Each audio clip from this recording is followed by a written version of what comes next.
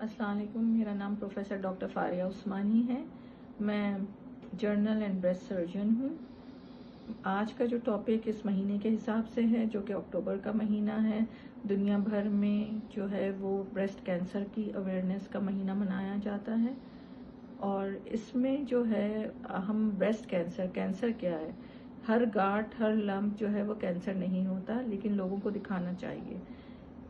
ये जो है 90% जेनेटिक होता है, सेल के लेवल पे चेंज आता है। बाकी और अवामिल में अर्ली मेनार्की यानी शुरू के पीरियड जल्दी होना, लेट मीनोपॉज होना, ख़त्म देर से होना, ब्रेस्ट फीडिंग ना कराना, ओबेसिटी और ये फैटी मील्स खाना, ये सब चीज़ें जो हैं इसके उसमें आती हैं, या हार्मोनल ट्रीटमेंट। इसके बाद इसकी उम्र क्या होती है? अब कोई उम्र नहीं रही है। मैंने 16 साल का भी किया है और 70-80 साल की भी की है, लेकिन जो मेजर बल्क आता है वो आता है 35 साल से ऑनवर्ड एज ग्रुप पे। इसमें अलामतों में जो है लंप होता है, गांठ होती है, और उसके बाद पहले वो छोटा होता है, फिर वो बढ़ता है, फिर बगल में गांठ आती है। उसके बाद जो है वो स्किन ऊपर की जो है वो ऑरेंज की तरह, यानी कीनू के छिलके की तरह उसमें सुराख पोर्स हो जाती हैं। इससे भी स्टेज एडवांस होता है तो वो फट जाता है, उसमें से बदबू आती है, मगर मरीज को दर्द नहीं होता, खून आता है, कीड़े पड़ जाते हैं। फिर ये जिगर में, लंग्स में, फेफड़ों में, ब्रेन में और बोन्स में फैल जाता है।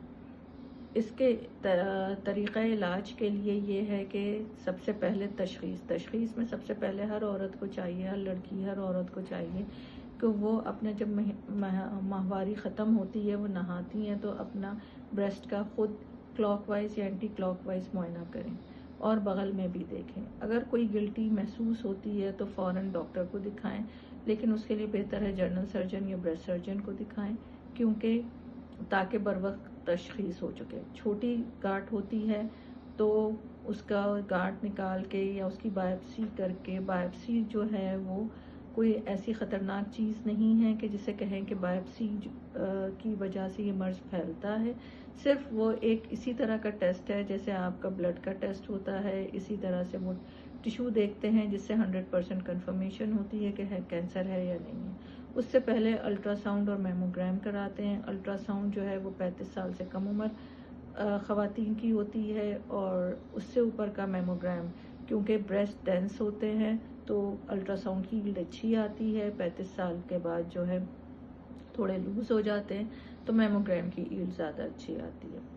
बायोप्सी जो है वो कई तरीके की होती है। एक निडल्स की होती है, उसमें कुछ परसेंट होता है कि फॉल्स नेगेटिव आए। एक होती है ट्रू कट बायोप्सी जिसमें सेल टिश्यू टाइप आता है और उसके अलावा रिसेप्टर स्टेटस आता है, ये बेस्ट होती है।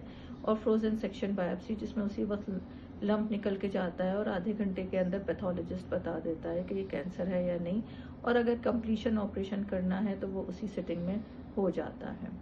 इसके अलावा इंसिशनल एक्सिशनल बायोप्सीज होती हैं, ये मुख्तलिफ वो होती हैं। लेकिन अपने आप को ट्रीटमेंट के लिए सबमिट ज़रूर करें, अपना माहाना मुआयना ज़रूर करें, और कोई भी चीज़ महसूस हो तो डॉक्टर को ज़रूर दिखाएं।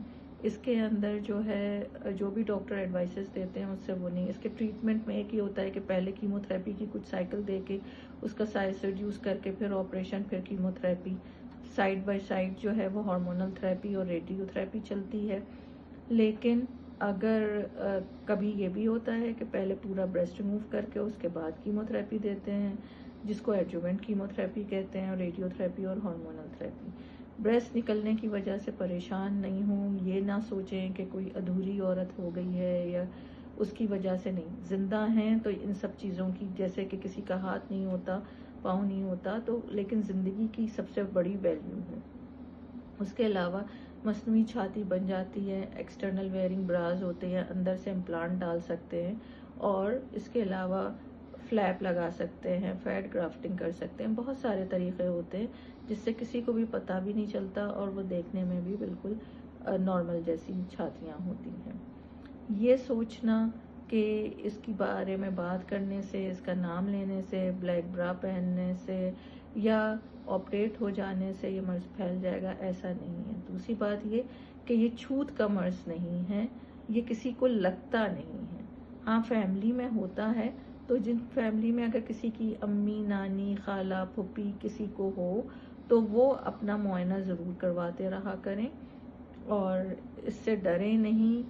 یہ دنیا میں اس وقت پاکستان میں ہر 8ویں عورت کو ہو رہا ہے، لیکن اس کی سب سے اچھی بات یہ ہے کہ یہ 100% قابل علاج ہے اور پیشنٹ ایسے ہو جاتا ہے جیسے کبھی یہ ہوا ہی نہیں تھا. خواتین کو چاہیے کہ اپنی صحت کا خیال خود رکھیں، وہ صحیح رہیں گی تو ان کا گھرانہ بھی بالکل صحیح رہے گا. شکریہ.